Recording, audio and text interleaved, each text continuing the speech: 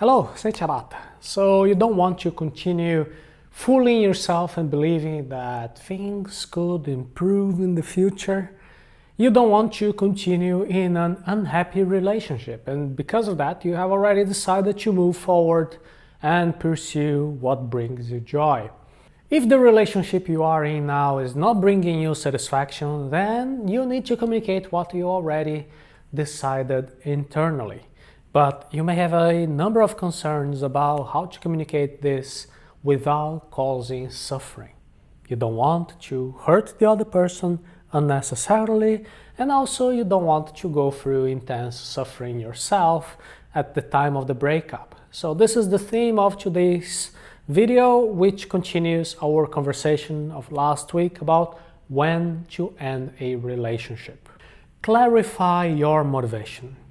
The first thing to do is to acquire the resources to make a conscious decision. And for that, you don't want to act in the heat of the moment, driven by intense emotions, and maybe you'll say something that you will regret later. So if you just had some intense discussions, get awareness of your emotional state. Try to look at yourself as if you were a third party and some observer. Do you believe that you are in a position to end the relationship if you are like that?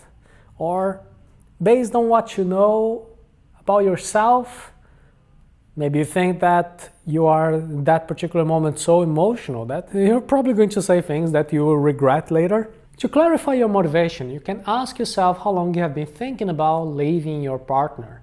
What motivates you to end the relationship and what makes you want to continue? Maybe you are in a relationship just because you don't want to suffer through the breakup, or maybe you don't want the other person to suffer. Maybe you need to learn how to say no and set boundaries. Only you have the answers. If you have been unhappy with a relationship for a long time, if you feel it's an abusive relationship, or if the relationship doesn't encourage you to become a better person, if you think you're no longer in a situation in which it's worth to try to change or to become better, if you feel attracted to someone else, or if you don't feel loved, or any other reason that is important to you, there will come a point where you have to have this clear internal decision that you don't want anymore to continue in that relationship. And this is the clarity that will help you to communicate with conviction and full conscience. After reaching this point, this decision, the question now that can paralyze is how to end the relationship in the best way to avoid unnecessary suffering, both for you and for your partner. Before you communicate, you may have a lot of questions. As there was an intense emotional and loving connection at some point in the relationship, it is normal that a question will arise about the exact time to communicate your decision to the other person. You may have questions, so that previous step of clarifying your motivation, that was very important. It is normal that you feel paralyzed when you don't want to cause harm to the other person. And depending on how the conversation unfolds, you can begin to rationalize, thinking that the other person is actually such a good person, or maybe it's you who has to change a few things, or maybe you should be more grateful for that particular relationship. Maybe the fear of loneliness will arise, and then you'll be worrying that you will never find somebody like that. You may be thinking perhaps you'll be losing the big love of your life. But perhaps with a little bit of effort, things can improve in the future. All those ideas, all this reasoning should have been done on step number 1.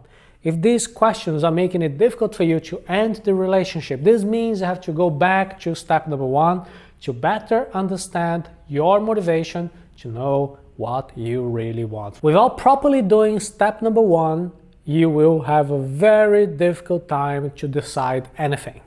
If you don't speak today with respect, maybe tomorrow you will speak disrespectfully. This is a very important tip. If you avoid communicating in a genuine and authentic way now, you are lying and you are disrespecting yourself. So in an attempt to avoid hurting the other person, you are basically suffocating your own desires. So it may be that you hope that things will get better in the future, but if you stay in that particular relationship longer than you should, there is a risk that you get frustrated and then you explode. This happens to many people who try to play that superhero role, and then what happens? They end up getting angry and resentful in the worst possible way. So this is the irony.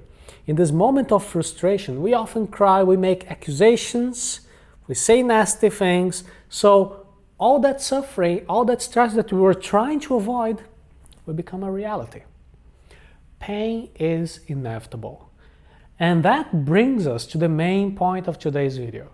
Escaping pain is an illusion, it's not possible. During a breakup, especially when you have decided by yourself to end the relationship, now you have to communicate that to the other person, it is natural that will be some pain, particularly if the relationship was good in the past.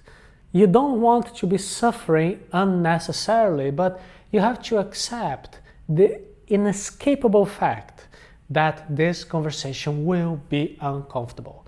If you cannot accept this, you will continue postponing the dialogue to the point of becoming very, very frustrated, and then the situation may spin out of control. But if you don't want to share your life with that person anymore, the relationship is already over.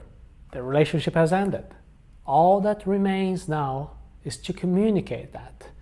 If you really want to take care of yourself and take care of the other person, causing the least possible suffering, then talk openly and assertively as soon as possible.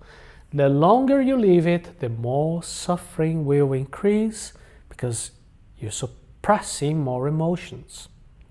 3 extra tips for you. Number 1, don't be childish. Don't invent situations to force the other person to do what you don't want to do, to take the step to end the relationship. So don't try to provoke anger, humiliation, cheating, anything like that to press the other person to deliver the ultimatum. That's childish, that is cowardly, that is a disrespectful way to go. Number 2, beware of those white lies in this conversation. Saying that you need more time will just bring confusion. It will look like you may want to go back later, and saying things like, oh no, it's not you, it's me.